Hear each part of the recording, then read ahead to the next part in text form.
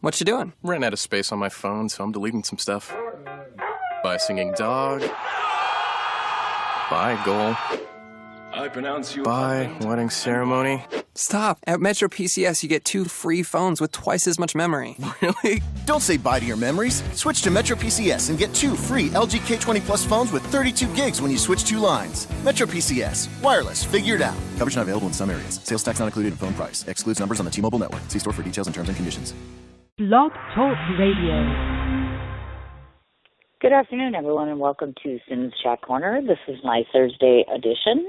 Still kind of reeling over yesterday's interview. For those of you that did not get a chance to listen in last night to my marathon show with Director John Gallagher, you certainly missed a treat. It was a 2-hour extravaganza of all sorts of fun and frolic, talking about Hollywood actors, talking about filmmaking, talking about teaching, documentaries, books, you name it. We pretty much covered the gamut. So certainly you can always go back to my archived area on Blog Talk Radio for Sims Chat Corner and check out all of my interviews, of course, including John Gallagher from yesterday. Today, as I mentioned, I am quite blessed in my endeavors in that I will be speaking with the Dominican Sisters of Hope today. Very interesting and new means for the sisters to get their word out in terms of their mission to the entire masses. So without further ado, let's get on the line and we'll start chit-chatting with them. Good afternoon. Good afternoon. Hi. Oh, my goodness. How many of you do I have today? We have 3 sisters with us today. So we have Sister Catherine Walsh, Sister Louise Levesque, and Sister Laurel Alcock, who is also the prioress of the Dominican Sisters of Hope. And I'm Gina Soliberto. I'm the journalist for the sisters. Yes, that's kind of what I thought. So such a pleasure to all of you to come on the radio today. I really appreciate this so very much. I was so excited when Dana had approached me because, of course, Dana has some of the best clients in the world, and she told me, she said, you have to talk to these sisters. In fact, their schedule is far more immense than mine. I thought my schedule was up, down, and sideways, but it's very difficult to get a hold of you ladies. My goodness, your missions must keep you busy, busy, busy all the time. That's a job, yes. I imagine so. Well, I guess what we'll start is I'll kind of do the question and answer session in terms of I'll let you all kind of decide who wants to answer what question, if that's okay with you. And then this way we can kind of leave it open to commentary. Whoever wants to speak can speak. This way then I'm not kind of talking all over all 4 of you at the exact same time. The first thing I wanted to cover is, tell me a little bit about, you had an open house recently, and I know that there was something having to do with the sisters and champagne is what I heard about, and, of course, the launch of your website. So talk to me a little bit about how that open house went, and tell me just 2 or 3 of the main components of what happened that evening in terms of getting the word out there. What did you find? Were people intrigued, amused? Were they taken aback? Because I'll be honest with you, having Dominican Sisters of Hope, on a website that of your type, per se, is kind of out of the norm when we think about church personnel and the whole church persona, if you will. Well, I think you're right. I think we're starting off on as you say, a new footing or whatever. That day we had a number of press people here, both TV and journalists. And a number of our sisters and a number of our staff and people from the area came in to see the launch because the team has worked very hard on getting this web page up, and it's been a really good success, I think. I gotcha. Are you finding that is the youthful crowd starting to embrace you a little bit more than one would have anticipated? Because social media, of course, is kind of the thing of the masses, if you will. Are you finding that you can capture some of the more youthful prodigies that are out there? Well, I myself am young, and so I've been concentrating a lot on Twitter and Facebook.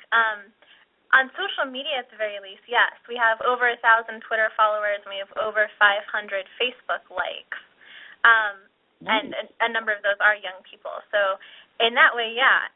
We're looking now to really rev up over the summer and get some programming up that will invite people back onto campus. We have retreats year-round and different programs, but over the summer we'll have gardening and we'll have beekeeping. We have a labyrinth that folks are always welcome to come and walk in. We have contemplative prayer once a week.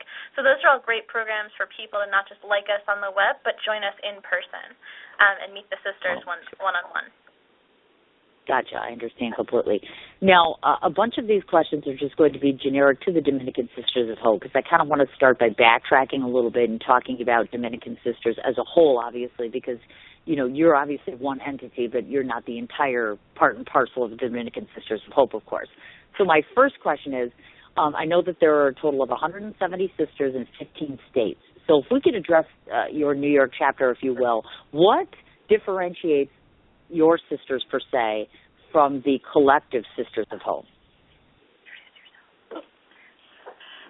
I think I think you have a little misunderstanding. We're all Dominican. The 176 are all Dominican Sisters of Hope. However, There are other groups of Dominican sisters throughout the country. For example, there's the Caldwell Dominicans in Caldwell, New Jersey, the Dominican Sisters of Racine, the Dominican Sisters of Adrian. So, but the 176 in the 15 states are all part of our congregation. Okay, I understand. Differentiates us. Oh, I'm sorry. Go ahead. You go ahead.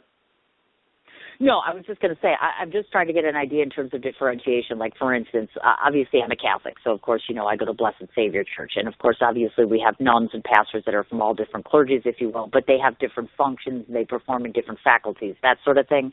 So I'm just trying to differentiate your clan, so to speak, in terms of what you're more specialized in, if you will, for lack of a better term. Oh, so you're talking more about what our sisters are directly involved in, and yes. We have a number of sisters who have had a long history in education, and some of those who are retired now are still helping out in schools as volunteers, as librarians, trying to keep their hand in what is always been a ministry that they have loved. We've had sisters in healthcare, and some of that has evolved into other kinds of services like massage and kind of pastoral care. There have been the traditional ministries, and they have frequently evolved in new ways. We have a sister that's now in upstate New York who takes volunteer groups to Nicaragua to really try to meet the needs of a local area with the very poorest of the poor. And it not only is serving a group of people in Nicaragua, but it's also giving beautiful experiences for both adults and high school students and college students to have an experience of service in another cultural setting. So we have a wide variety of ministries that our sisters are involved in, and even community organizing, advocacy work, and religious education. It's hard to summarize. It's not just one particular thing, but it has evolved largely from initial ministries in education and healthcare. I understand. I've got you. So this kind of begs to ask a little more obvious question here, maybe not so obvious to some of the people that are listening in, of course. Over the course of time, and this is just from the beginning of time all the way through, obviously, we all have somewhat of a preconceived notion as it relates to how we view our pastors and nuns and things of that nature. Do you feel, and this could be across the board to any of the sisters, of course, do you feel that the public's perception of how they view your ministry has evolved or changed over time, meaning that nuns fulfill requirements, or I should say provide spiritual services that others may not have been aware of up until this point, meaning that you're kind of a chameleon-like, changing over time throughout centuries, if you will? Does that make sense? Yeah, I think there are a number of people out there who probably still see sisters as back to the 1950s. And they think of us as reacting as though we were in the 1950s. And as you know, lots has changed in the world and in religious life as well.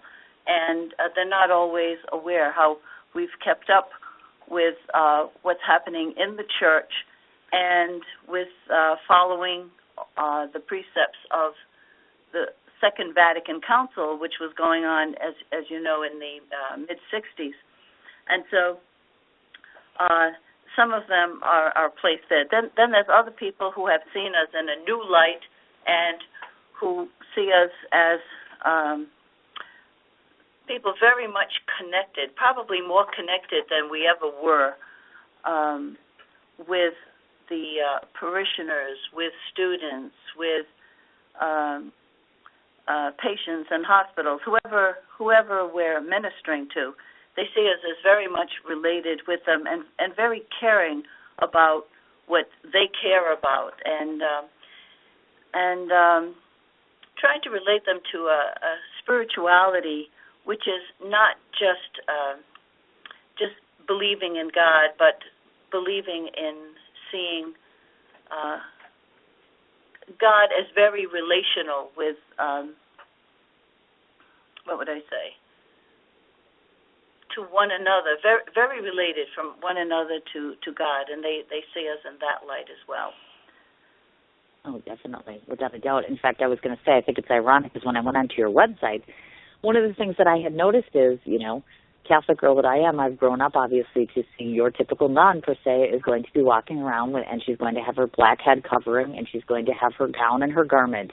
And you sisters are presented in such a very different light. So I was curious to ask, is that done intentionally, meaning that from back in the day to now, the look and the presence of you has become so very different and it's evolved so differently?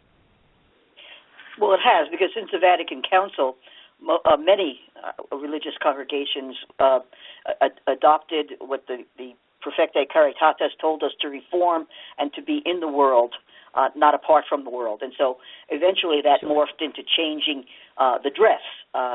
There was a time when I wore a long white habit with a black veil, and I don't do that any longer. And I have to say, I taught in college, and many of the students had never met a nun before. I was the first sister that they came in contact with, and so they accepted me for what I was that way. But every now and then, to remind me of the stereotypes they have, they will give me one of those little nun dolls, or they gave me a thing of nun bowling with all those old people and the nuns in the old habits, and I have that up on my bookcase right now. They say you're not one of those stereotypes. You're different, And sure, so, exactly. Mm-hmm. And I'd like to add to that. Sure. I'd like to add to that the mode of dress actually comes from two different types of theology, and the sisters, as they're known in the habit, many remember the habit. The reason why we had the habit was because when most of the communities were started, they were wearing, they did not have a special mode of dress. What they did is they dressed the way the ordinary people dressed. And as you know, even if you see movies these days of people from 300 years ago, 400 years ago, you notice they have all those long dresses, and most of them are black and so on, and a lot of them had these headdresses. What happened is with the years, styles change, but those sisters, they didn't change, and so it ended up that they started looking like they did like 200 years ago, 300 years ago, and it's not because it had started off that way, but eventually looking that way took a life of its own, and they started, calling it a habit and so on. And so, like many years ago when I was growing up, all sisters dressed that way, and we did call it a habit. But now with, as Sister Catherine said, with Vatican II asking us to go back to our roots. See, they asked us to go way back. And as we went back, we realized that a special mode of dress was never the intention. you were to look like the ordinary poor people, just like everyone else, and not stand out. And so we were encouraged little by little to dress like the ordinary people, and that's what we're doing. We hope we look kind of ordinary, you know. We hope we're not standing out. But it's a funny thing. Sometimes people will see us and they'll say, "I bet you're a nun," you know. And you say, "How would you know?" But we're trying not to stand out, but we're trying to, you know, relate in just an ordinary way. Okay, I've got you. And that begs to bring the other question to mind there, because that was part of the question I was about to ask you, which is, of course, now that you are, I don't want to call you more relatable, meaning that you look like you more, you know, obviously you look like the rest of us. My question to you is this: do you find that people find it much more easier and they're more comfortable in your presence because you're more relatable to them because you look like them, obviously, of course?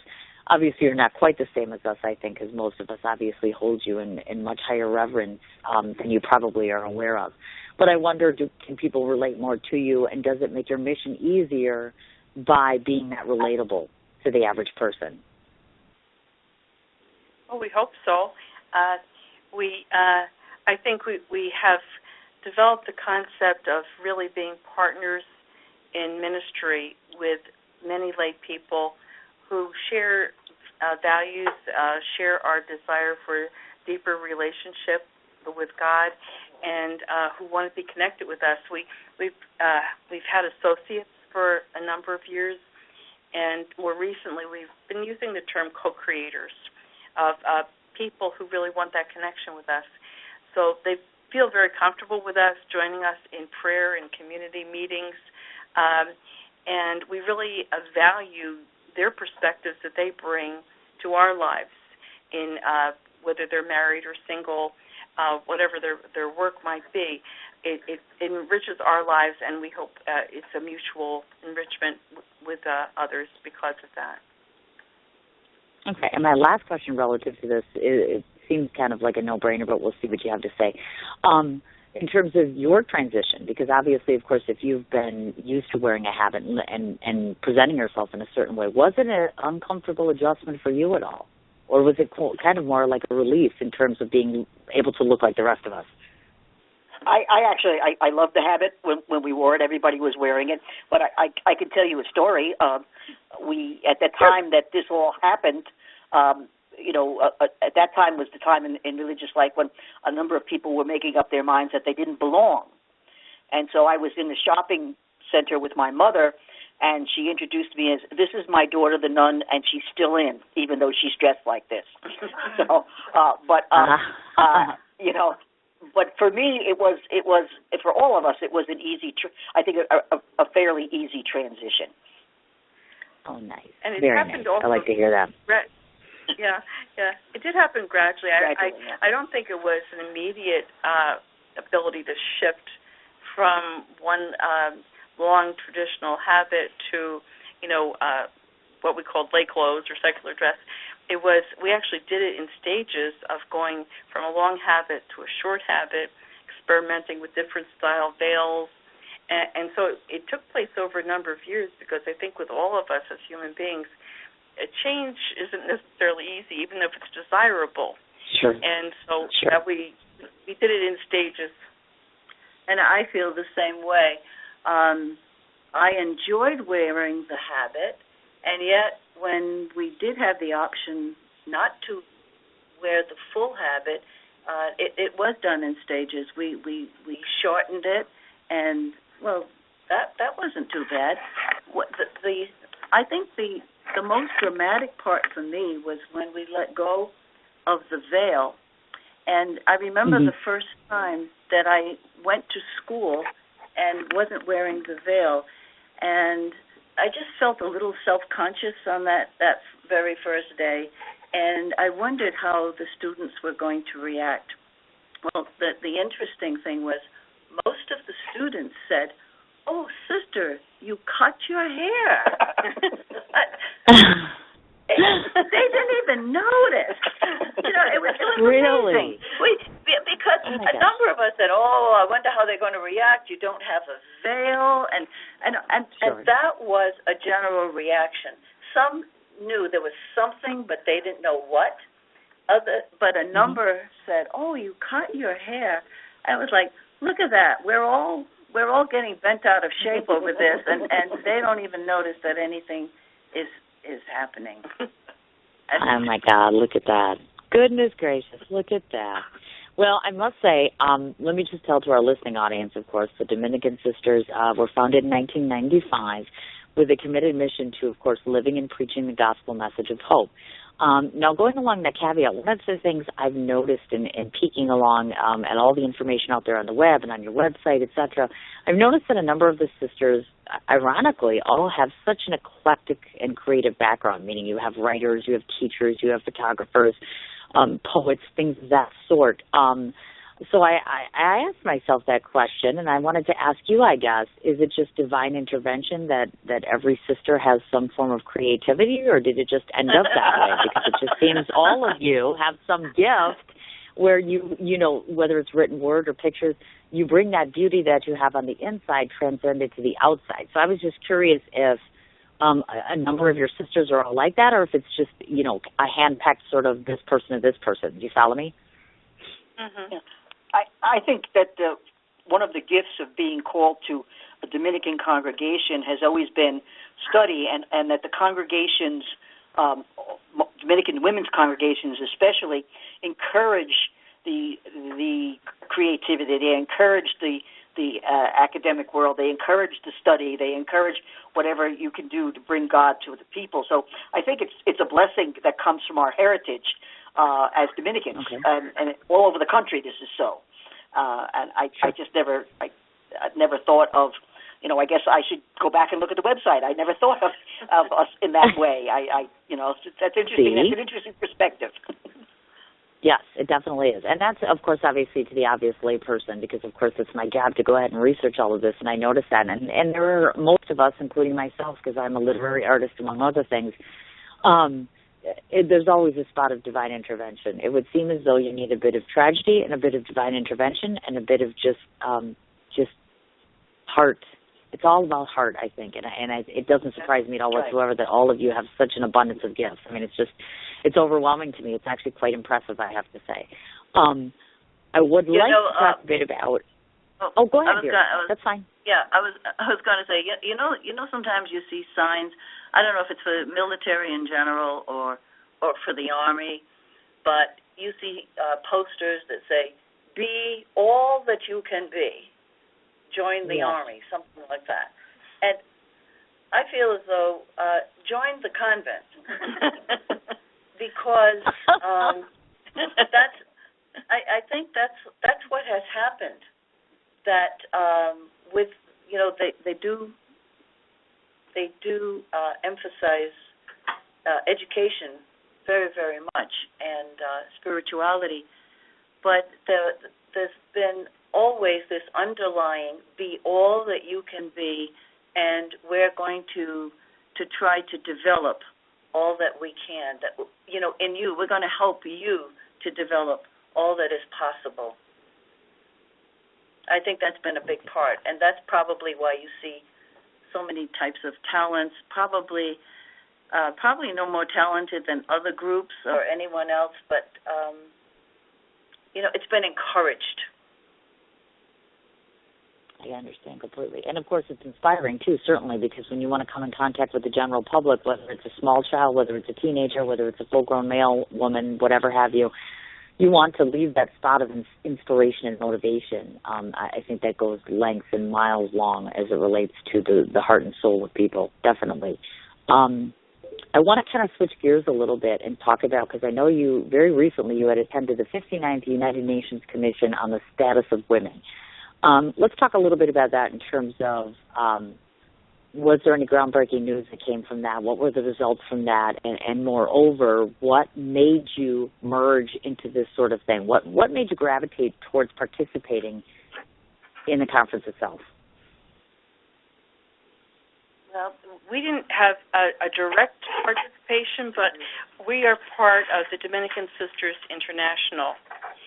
And we were delighted to be able to host representatives from 5 different geographic areas of the world, all Dominican sisters, who came specifically from the Organization of Dominican Sisters International as representatives to participate in that UN Commission on the Status of Women.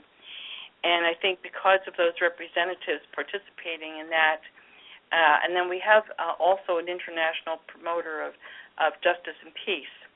And through those kind of networks that we have on the international level, we're able to feed back to a large number of Dominicans around the world, the movements like this on the status of women and what we can do in terms of fighting the trafficking of children and sex trafficking and refugees and all of the issues that affect women around the world. So we're very grateful to have this kind of international connection to raise awareness not only of ourselves but of all Dominican. There are Dominican priests and brothers as well as Dominican sisters and Dominican cloistered nuns. So having this kind of network enables us to really learn more about global issues that we may not be hearing in the press, and to be able to see ways of possibly working together to respond to them. Makes perfect sense, actually. Do you feel that, I guess my question is, and this is nationwide, of course, not just in New York necessarily, but what do you think are some of the pertinent changes that need to be made in terms of, because I know that you're very large on seeing climate changes across the board. In a perfect world, your mission specifically is to see change in which areas, and how do you think we as the general public can help facilitate with that? Well, I think there are a number of are you talking specifically about climate change or all of the areas we see? No, I would say you can address across the board would be fine.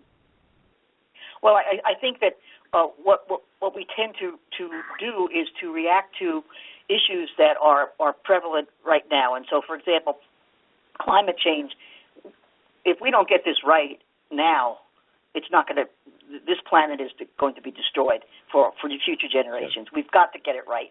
We've got to influence the politicians. We've got to influence the big spenders of money and so on and so forth, the global community. But we also have to influence ourselves and make more sustainable places. I was just reading an article today about talking about that we should have sustainable gardens wherever we are. So I think certainly it's beyond recycling, but it is recycling. It's beyond driving a hybrid car, but it is driving a hybrid car. So it's a very big issue, and we have to unite. And I'm so pleased to see that throughout the world that this is becoming an issue. And then for me, another big issue is trafficking. Trafficking of women and children, especially, but just trafficking.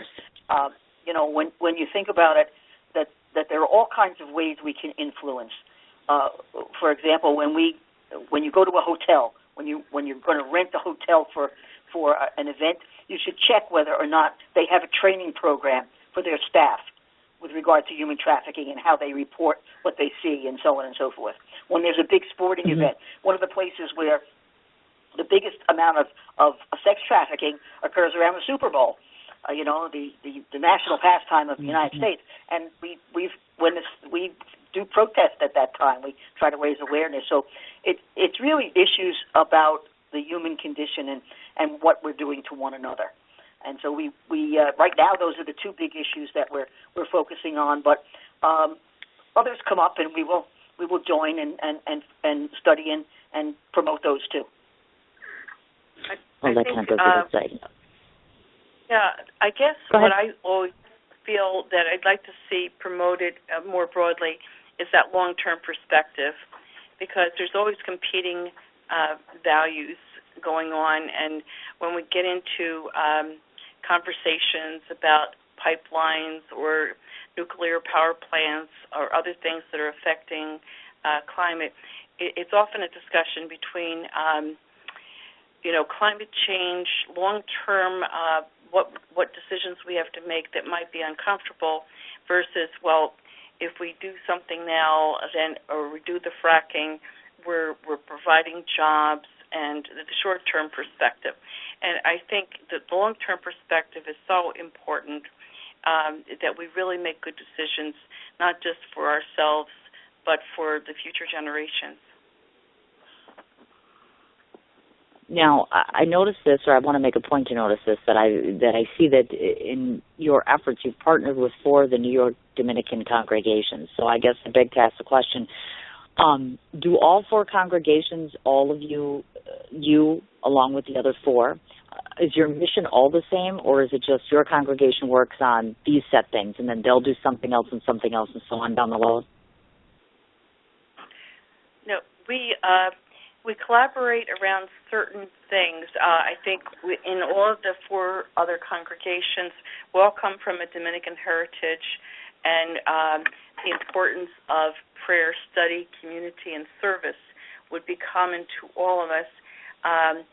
But ministries will be similar, but focused differently based on people's talents and skills. But where we will collaborate is, can we make like a corporate stance about climate change, which we recently did, where we're all committing to work in whatever way we can in terms of promoting good decisions about climate change. So we try to figure out what ways we can work together collaboratively, where we have common priorities, and just be supportive, even if it's an educational program where we're trying to raise our own awareness or deepen our own spiritual life, is can we do it collaboratively to share our resources because we do have this common heritage. Of course, I understand completely.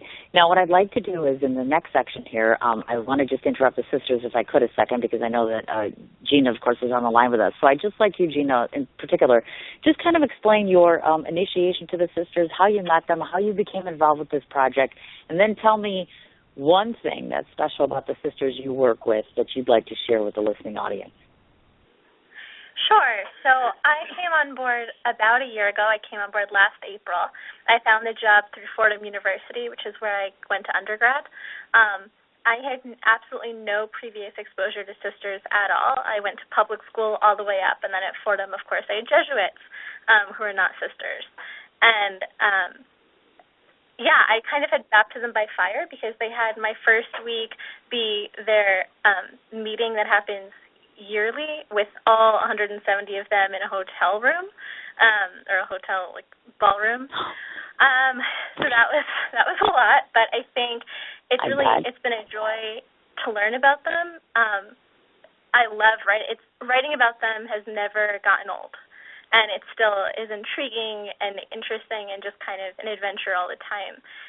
Because the sisters are all so different, so I get to interview with them on a one-on-one basis, and I get to visit them where they are and see whether they're working in a soup kitchen or whether they are in Oklahoma ministering to Native Americans or in New Orleans rebuilding houses. I get to see all of that and discuss all of that with them. And then I get to talk about kind of what we've been talking about on this show so far, which are the more academic issues and stances, which are also really interesting. So, they're definitely a diverse group of ladies. I'm glad you picked up on the creativity aspect because they do. We have sculptors, we have quilters. It's kind of nutty, the talents that these women have. So it's definitely amazing, I gather. Oh, I imagine so. And, of course, the obvious question, which is this, I'm not going to lie to you because I'm a firm believer in this, and I know this is probably going to freak out the people listening, but, I don't get to share this story very much. But I'm sure you all will appreciate this, and I'm sure maybe some of you can relate to this too. I live in Wisconsin, so I'm a little ways away from you guys. But I will be in New York City next week for a short period, so we'll see if maybe I can sneak in and come and visit you all. Would be nice. But I have to tell you, I live in this home here, and I've been here for 4 years. And in the 4 years I've been here, I want to say on three occasions, maybe 4, I would swear, and I don't know if you can confirm or deny this because you are a little holy. I've had angels visit my house. I've had things get dropped on the floor. I've had things turn on and off, which I firmly believe, and I might be crazy, but I do believe that the presence of angels are here somewhere, and I just wonder if you have all of those nuns in one little place. If you must have these sightings or things, paranormal activity in a good way going on there. Does any of that ever happen? I'm just curious. I don't know if I would cite it as paranormal activity. I know that's probably not the right word, right? Yeah, I think there's definitely would be better. Yeah, I think there's definitely a joy that permeates them. I'm not like hearing voices or anything quite like that. Oh, good. Yeah, exactly. But in a very real way. These women face very real issues every day. I think it's saddening when you're dealing with these issues like climate change or like people who are quite poor or, even just teaching. I think teaching, you kind of you can get worn down as well. And sure. I never see sisters exasperated. I never see them like pulling out their hair. They're just always joyful and inspiring. And I think that inspires me. That is amazing. Absolutely amazing. I would have to say that too, definitely. And I want to mention this to you, sisters, and to Eugene as well, because I'm not quite sure if we can collaborate on this at some point. But I know where you're located, and I'm sure you know where Rochester, New York is located. I have a dear sister that I actually got involved with, that I'm still very heavily involved with. Sister Mary, or Sister Grace, I should say, runs the House of Mercy homeless shelter in Rochester, New York. I'm not sure if any of you are familiar with her. No, we're not. It's quite a distance from here. Doesn't ring a bell. Yeah, I kind of figured that, actually. Last time I came to New York City, I drove. I took 20 bags of materials, and I put them in my car, all sorts of donations of clothing and all sorts of other things. And I drove from Wisconsin to Rochester, so I got to meet her in person, actually drop off donations and go to the homeless shelter. And so I thought to myself, if ever you all get an opportunity to align forces somehow or meet with each other, she's an 89-year-old nun who's actually made it her life business to run a homeless shelter. It's just a true, if there's a living angel present, I would have to say it's Sister Grace, without a doubt. That's great. So That's she's absolutely blessed, I have to say. So certainly I will tell the folks that you have on your website this area where you have a prayer request, where you have a prayer area where people can go in and physically actually type in prayers and things of that nature and ask for prayer requests, which, by the way, I did today.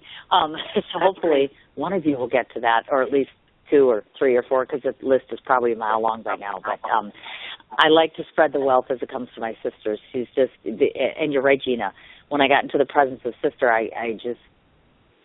there's just something about her that makes you feel like you're in the presence of God and or heaven for just that moment. There's just nothing about her that's imperfect. And I know that's putting her probably on a higher pedestal than she'd like, but it's very true. I think there's just heaven that exists around people that serve and choose to serve, which reminds me, I was going to ask that question, so this is a perfect segue to that. Sisters, if you could just quickly explain to us how you made the decision to become having a lifelong commitment to the ministry. What made you choose that? Well, I think I chose it because of the example of sisters that taught me in school. I grew up in New York City, and the sisters taught me, and it was their joy and their dedication to people that attracted me. So that's how I made the decision. Okay. Yeah. Likewise, I was taught by Dominican sisters for 7th grade through high school, and always saw such joy. I had been taught by another community for my first 6 years of school, and although they were fine women, they didn't inspire me the way the Dominican sisters did in terms of their joyfulness and their relationality, and it just inspired me to join. I come from And Massachusetts, oh, nice. In Massachusetts, I had a group of Dominican sisters also, and I was very small. I was in the lower grades, and somehow I enjoyed the sisters, but I pictured myself at one time as one of these sisters, and that feeling never left me. I always thought I'd want to be one of these sisters. And so I did try it out. I did enter what they called the novitiate, the kind of a training program. Once I was in, I absolutely loved it. Sometimes you're not sure it's going to be what you think it is. And you hope for the best, but you never know. Is it really what I think it's going to be? But actually, it was even better if that could be possible. I was really excited about it. I loved the sisters that I was with, and it was a good decision. And to this day, I've been in over 50 years now, and I don't regret it. It was a good decision. Oh, wonderful. Now, and before I forget to ask this question then, so is that part of your actual daily work in terms of do you actively pursue people in the community, or is that part of your work to solicit, for lack of a better term, lay people to join the ministry? Not so much. I mean, I think we would love it if more people were attracted or called to religious life. There's been a whole societal change, and we don't, because we're not so much in the schools and ministries where there are young adults who are at that stage of their life of discerning what they would feel called to. We don't promote the life the way it was promoted when we were entering. But I think that's the reason why we have the website, because we want to promote the work, but it doesn't mean you have to join us to partner with us in our work as well. So I think that, as Laurel said, there's a societal change. When I was growing up, the only thing you could become was a nurse or a teacher. I mean, when you graduated from college or whatever. And now there's so many opportunities of service within the church and service within the world that women can participate in. And so the website certainly is, we would love to have people join us as vowed members, but we really want to make people aware of the work we do and the work that needs to be done in the world, so that young people will attach themselves to the work and be inspired by that and join together so that we can do the work. And by the same token, we're not sending out a message, do not enter. Certainly, United States, there are people entering, not in the same numbers for those obvious reasons, but people are still entering in smaller numbers, because they're looking not only for what we do, how we minister, but they're looking for a sense of community and young community. Of course, absolutely. And we're about to get into, I'd like to discuss the 4 different parameters here that I found, obviously, in your mission. The 4 different areas that I've noticed that you go to, meaning, of course, holistic living, the arts, justice and advocacy, and, of course, the actual general care of the earth. So I'll have some questions relative to each of those. First of all, let's start with our holistic living. On that one side of the fence, I noticed that you've kind of done a couple of things, which is, of course, helping individuals to choose and kind of create career paths, and, of course, claiming one's own power. Talk to us a little bit about, in terms of making a choice to do more holistic living, how it benefits us as a whole, and how it benefits us from a spiritual and a physical standpoint. I think as I interview the sisters more and more, it's been harder to categorize what they're interested in. So it's not like one piece of them is spirituality and then another piece is advocacy, because we're humans, right? And so as people, they're just more whole than that, and everything kind of bleeds into everything else and colors everything else. And one thing that I've learned really personally from interviewing them is the take on life that many of these women have, and they see as both different and quite admirable. So, yeah, we did put up, when I interviewed Sister Connie, a lot of what came up is how, she's on leadership now, so she's making pretty major decisions for the congregation and also representing the congregation.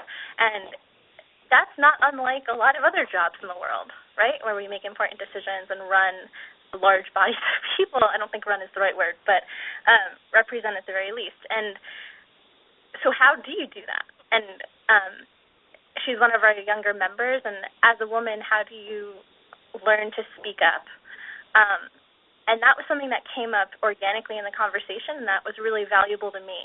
And so, that isn't an article about spirituality, and it isn't quite about their justice work, but those are the types of things that are coming up in interviews that I think are insights that our sisters can share with the world and that I find very valuable. One of our sisters admitted that she personally struggles a lot with work-life balance and then proceeded to give me all of these really valuable tips on how to deal with that. And how she deals with it. And there are things that I've been using that have been really helpful to me. Nice. Sister Catherine, who's with us right now, has lived with the same four women for five women. She's lived with the same five women for 40 years. That is a lot of years to have four roommates. And so we have an article coming up from her about dealing with roommate stress, which is something that I think people of all ages can use. And one black Labrador we have. Sure, and a dog. And right, and there's just a lot of insight there. And so that's why that's become an entire section on our website. That's absolutely wonderful. And I like the division, the way that you have orchestrated the website where you've got a little bit of this and a little bit of that, and it actually gives a layperson some idea of how you do this or how you do this or how you do this. Like, for instance, on the artistic side of things, I know that you've had students come, they've actually come to your facility. I know that you've done an iconography retreat, which I thought was so cool, kind of merging the nuns with icon. It's such an interesting dichotomy. You've got sisters painting and iconography, and I'm like, how cool is that? I mean, it's absolutely lovely. You've got presentations that you do with poetry and photography exhibits. I guess my question to you is this. On the artistic side of things, and this is for the sisters, of course, have you discovered something about yourself in doing the creative ventures that you do? Well, I think we all, certainly, I'm one of my passions is photography, and I think that when you look through that lens and find different ways to capture something, now digitally, I used to do it in film, and I used to develop my own film. You certainly learn something about yourself, and you also quiet yourself, and you captured in your prayer in the morning. You have the time and the quiet and the attentiveness to capture it even deeper, and then you transfer that over into your photography or your whatever creativity people do. I watch the quilters here. They do it in silence, and it's a prayer. It's a prayer for them. Yeah, I think one of the things that have been a great gift for sisters is that we have a tradition of a week-long retreat each year where really to go off in the quiet, and we've been blessed with beautiful places near a lake or the ocean or whatever, to be able to retreat and just have that quiet prayer time. And there are different styles of retreats that might be hearing talks or meeting with a spiritual director. But I personally have gotten into art because I find art art journaling as a way of expressing what's going on in my spiritual life, and to be able to use art not so much because I want to be, a great artist, but to be able to go deeper into my own spiritual life. And so I think sometimes the poetry or the art is also a way that we're helping to get in touch with our interior life in a new and different way.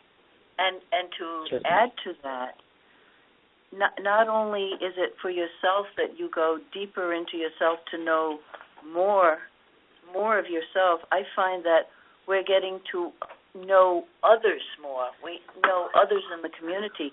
You realize that when we entered many years ago, there were many rules and regulations that no longer exist. And one of those was keeping silence. And silence has its place, and it still does have its place. However, so much silence did not allow you to really know many of the other sisters, to know what their real gifts were. And now that we have the chance to speak, to interact with one another, we're able to appreciate even more deeply what it is that's their gift, so that we help them even appreciate their own gift. And so it works both ways. I wanted to thank you for highlighting the iconography retreat. Actually, that hasn't happened yet.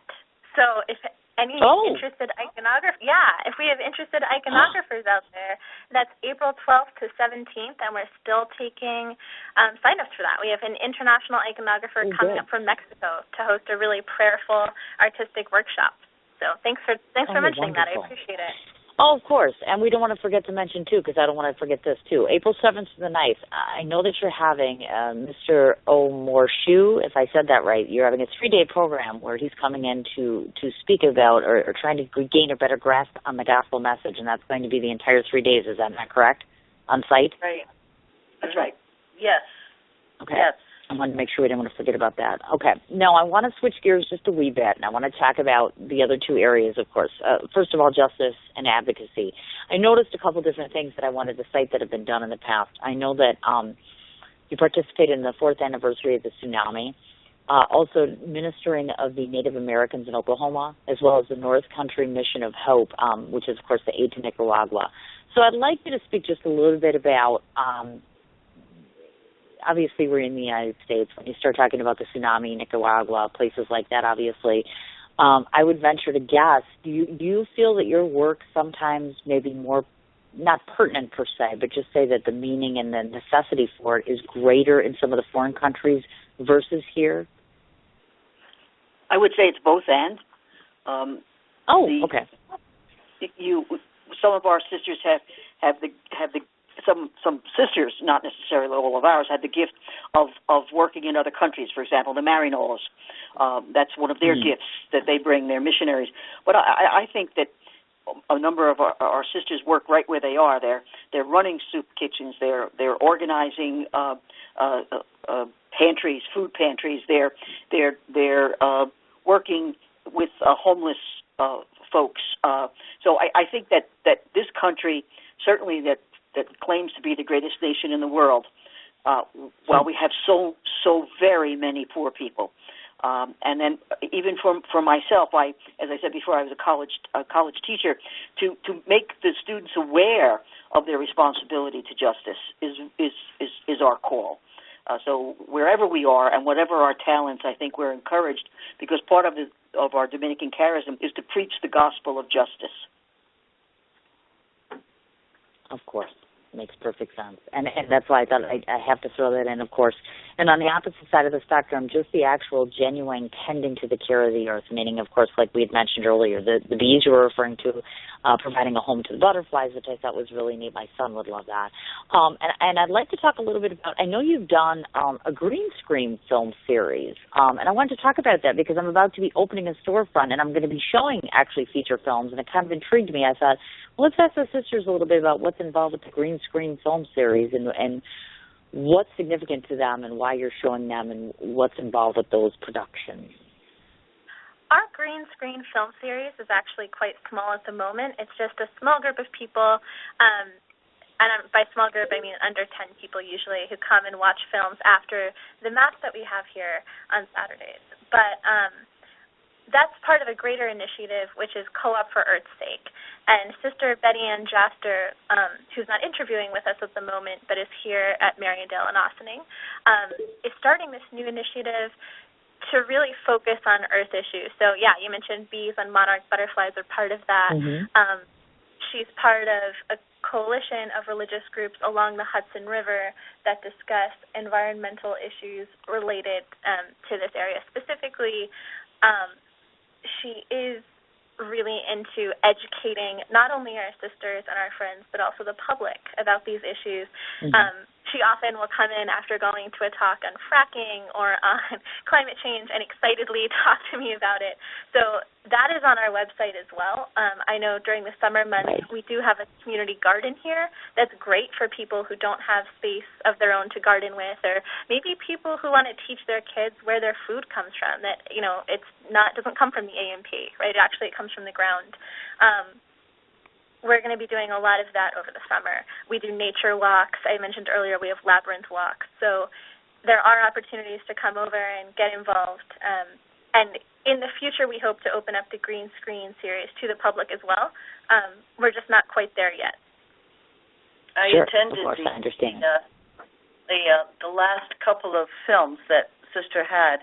I did attend, and what she's trying to do is raise consciousness, not only among the sisters, but among our neighbors, those who can come and attend, and then try to ascertain what we as individuals and as a small community might be able to do in that direction, whether we're talking about the earth specifically. The last one was on climate change, and, you know, how do we get the word out and what can we do? And that's the purpose.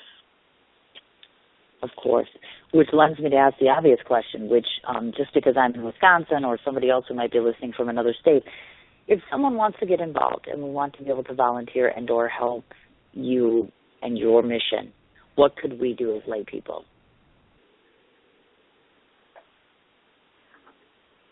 Well, you could check out our website and see if there are issues that certainly interest you, and certainly if you're local, we'd love to have you here. We'd love to meet with you and talk with you and help you partner with us in some of the activities.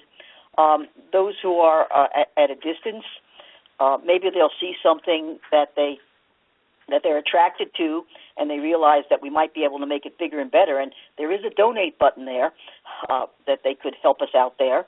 But I think also from their prayers and their consciousness and learning what we're doing and starting what some of the things that impress them wherever they are, you know, because I think learning their own talents and saying, well, this interests me, I'm going to learn more about it, and I'm going to get a group together where I live to do some of these things.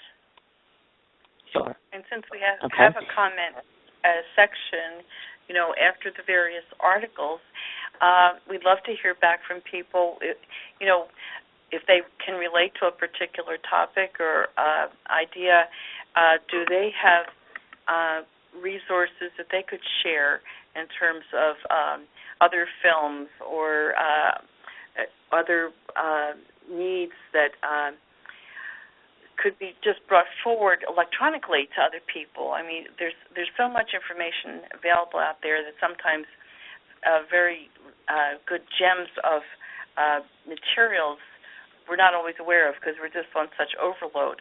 So people who can connect with what we're doing and not only get ideas from us, but share their ideas with us in the comment section. And not only on the website, but we participate on Facebook. So Gina keeps us very much updated on the Facebook and on Twitter. And so it's a matter of getting the word out there. I mean, we have information on our website, but then, you know, other people have it also, and it's just to keep it going and keep it on people's minds, right on their radar screen. Of course, makes perfect sense. Now, also I wanted to ask you this too, because it seemed logical. Obviously, it takes some transitioning for you sisters if you've not been active social media-wise and otherwise, as far as, because I see that there's individuals on your website that blog. Obviously, you mentioned Facebook, the Twitter sort of thing. Was that challenging? Because obviously I've noticed whether you're a clergy person or not, if you're young or old, if you're not really versed in it, you're not versed in it. So did that bring any complications to you, trying to communicate with the larger masses via social media? That's why we have Gina. Yeah, I mean, very, very challenging. I was just going to say.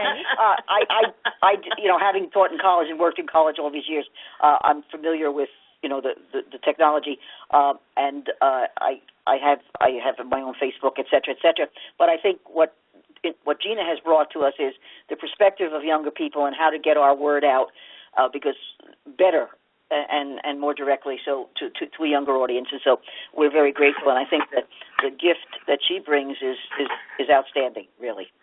Yes, absolutely. I mean, she still has to kind of encourage us to go to the Facebook page and add comments ourselves. I mean, it's not as natural to us as it is to the younger generations.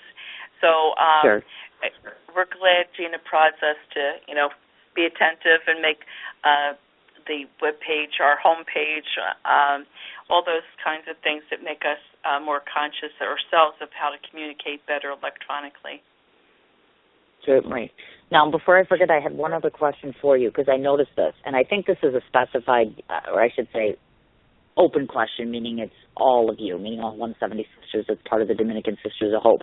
I came across and I found out that your organization, and I'm not sure if it's yours or the whole, offers actual scholarships to lay people, if I'm not mistaken. So I was just curious about that entity. Is that something that's done on a national level, or can you tell us a bit about that?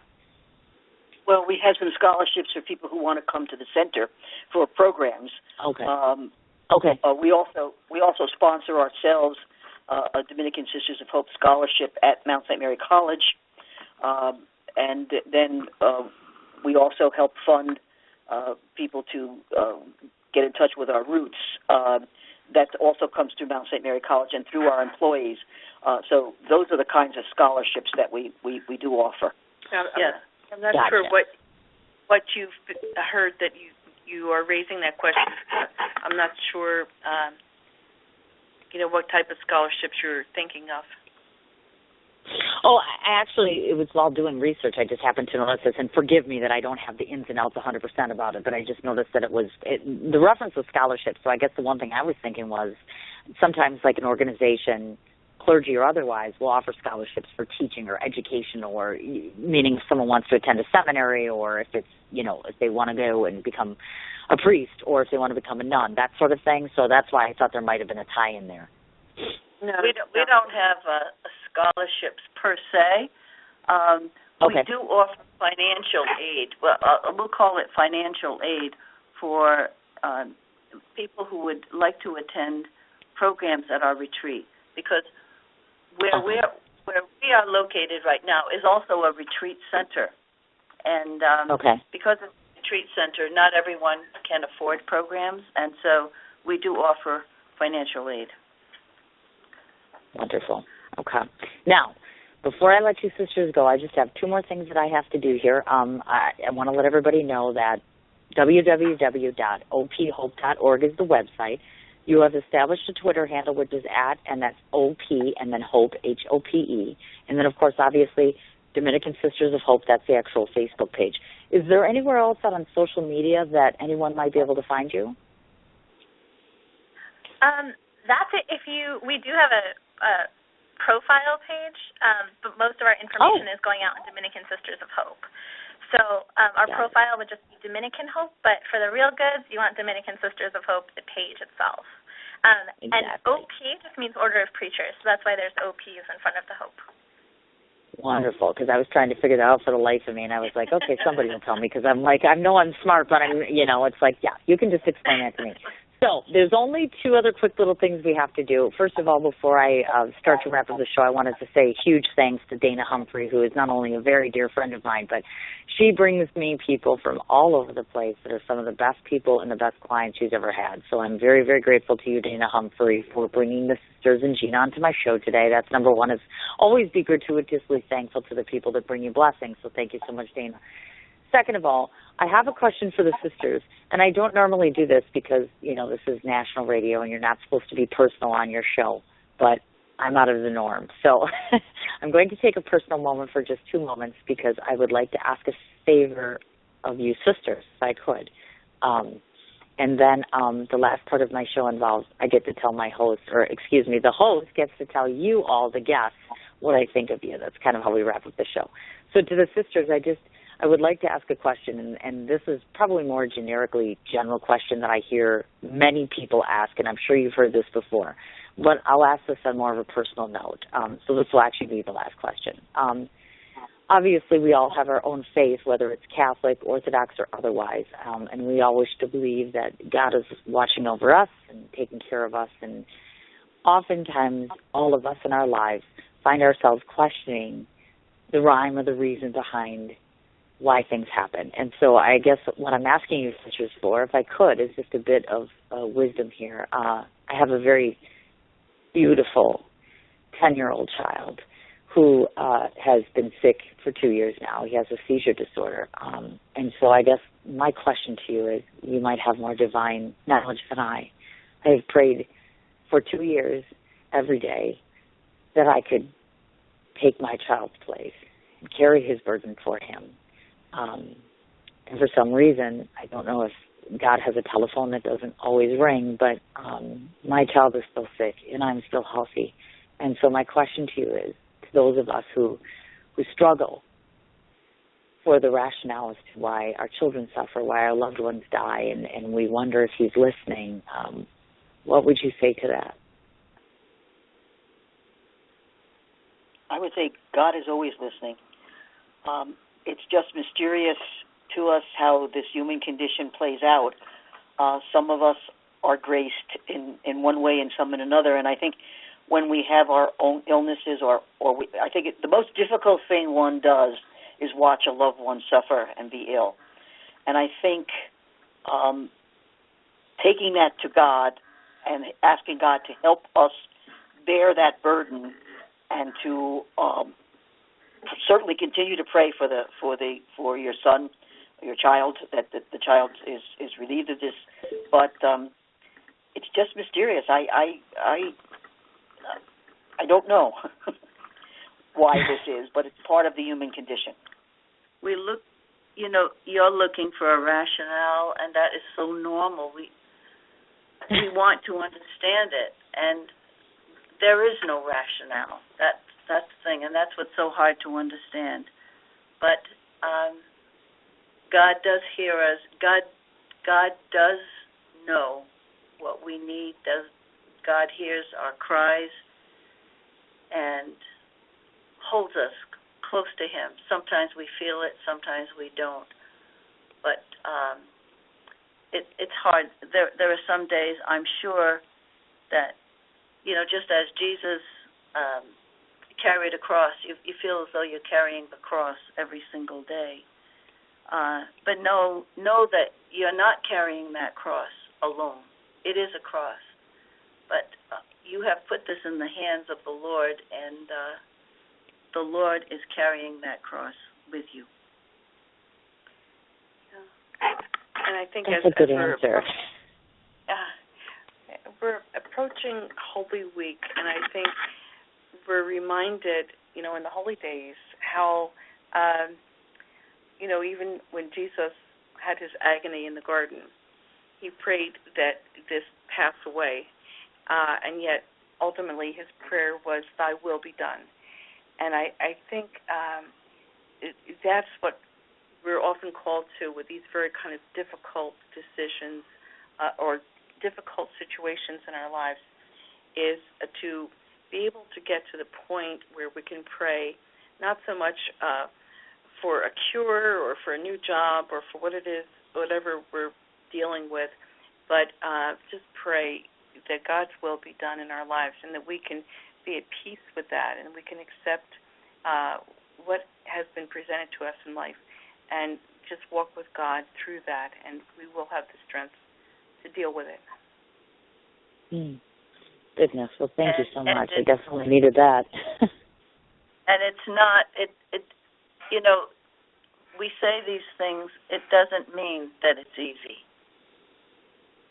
It's still difficult. Oh, yes, it is. We have our ups and we have our downs and we have our good days and we have our bad days. And you just learn to live with it, that this is your life every day for as long as it is. And it is, it's difficult. It makes life a little difficult. So I just thought I'd ask that. And as Sister Laurel says, to try to get to a point of living in peace. Yes. That's important. That's interesting. Yes, I've been saying that for a long time too, actually. So we'll see. This last year has brought some tithings, for lack of a better term, that have been very good, and I'm very blessed that there's some very big opportunities coming. I think I have a new angel up there who's been watching and paying attention and is not asleep. So I'm being blessed with really wonderful things. So let me just tell you, ladies, what I think of you, and then I will let you go because you have far more important things to do besides talk to little old me and the rest of my audience. So these are my impressions of you that I hope you can take with me, and I do hope that my journeys to New York City will bring me to you eventually, because I'm there relatively frequently, so we'll see. So I just wanted to say to the sisters, and of course to you, Gina, as well, first and foremost, thank you so much for taking your time and your energies and your efforts to come onto this program and to speak about some of the monumental things that you have been doing. In the course of conversation over the last hour plus here, I have come to learn that my suspicions were correct before I decided to take this interview, which was that I would be speaking with such eloquent, intelligent, creative, spiritual, and God-like guided individuals. I always feel so blessed when I get to speak to someone of faith of any kind, across the board, religious or otherwise, someone who carries a passion in heart, who carries a passion in mind and soul. I always have such reverence and respect and admiration for people such as that. All of you have the very unique gift of carrying not only God on the outside, but God on the inside as well. And not all of us are privy to that, unfortunately. We live in an imperfect world with lots of complications and lots of darkness and lots of destruction, and I admire the fact that you're spending your days and your nights so effortlessly, meaning that you give of yourself without hesitation, without provocation, and you do it so well and so passionately. I feel very blessed to have been in your presence. It's been my honor to spend time highlighting you, and I look forward to getting a chance to see all of your faces in person. Well, thank you. Thank you very much. Thank you so much. And you'll be most welcome. Oh, of course. Oh, well, thank you. My goodness. I will come and knock on your door as I get closer to that. I think next week is just going to be a very quick 2 days in, 2 days out. But I promise you I will stay in touch, and certainly know that if you have any other mission you wish to come back and talk about, you're more than welcome to come on at any time. Well, thank you. Perfect. Thank you so much, Thank Cindy. you very much. Bye now. Okay. Oh, of course. Thank you so much, ladies. Have a good day. My goodness gracious. Once again, that was the Dominican Sisters of Hope. Just to reiterate one more time, the website ophope.org, the Twitter handle being @ophope, and they have an actual Facebook page, which is the Dominican Sisters of Hope. So please be sure to support their endeavors, watch their website, and try very hard to reach into your pocketbook, because I know that I'm constantly trying to have you support and advocate every business that I'm on and every charity and every cause. But it's just so necessary and needed. You would be surprised how much $5 or $10 goes. And obviously having the sisters on brings to light the most obvious things, which is this. All of us across the board might have very spiritual beliefs that are different or diverse, but we all kind of meet in the same thing, which is we have a hope and a belief in a higher power that watches, guides us, and cares for us. So please always remember to keep that with you, and promise yourselves and one another that you'll keep that spirit alive all year round, not just when you're talking to someone such as this. So thanks again to the sisters. Thanks again to Dana Humphrey. As far as me, my radio show stint this week is complete. Please be sure to go back and listen to my archived episodes from this week. As it relates to next week's schedule, Tuesday is a to be determined. I'm waiting to hear back from my guest. Wednesday, Marcel Glayton's son, Sam Glayton, will be on the show at 5:30 Central Standard Time. Sam's going to come on and talk about all his own separate endeavors on top of his work with his father. And then, of course, Thursday, the amazing, and I mean amazing by all stretches of the word, Gina Scard is going to be on her show, 2 o'clock Central Standard Time. So please tune in for my 3 shows next week. I hope all of you have a wonderful weekend.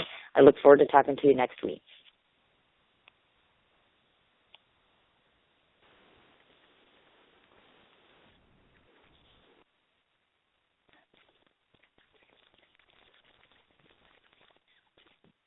What you doing? Ran out of space on my phone, so I'm deleting some stuff. By singing dog. By goal. I pronounce you. Bye, wedding ceremony.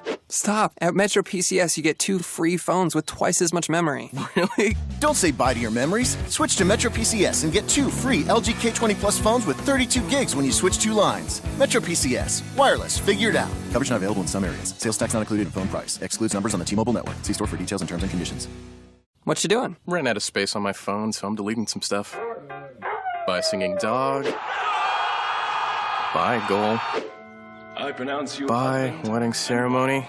Stop. At Metro PCS, you get 2 free phones with twice as much memory. Really? Don't say bye to your memories. Switch to Metro PCS and get 2 free LG K20 Plus phones with 32 gigs when you switch 2 lines. Metro PCS. Wireless. Figure it out. Coverage not available in some areas. Sales tax not included in phone price. Excludes numbers on the T-Mobile network. See store for details and terms and conditions.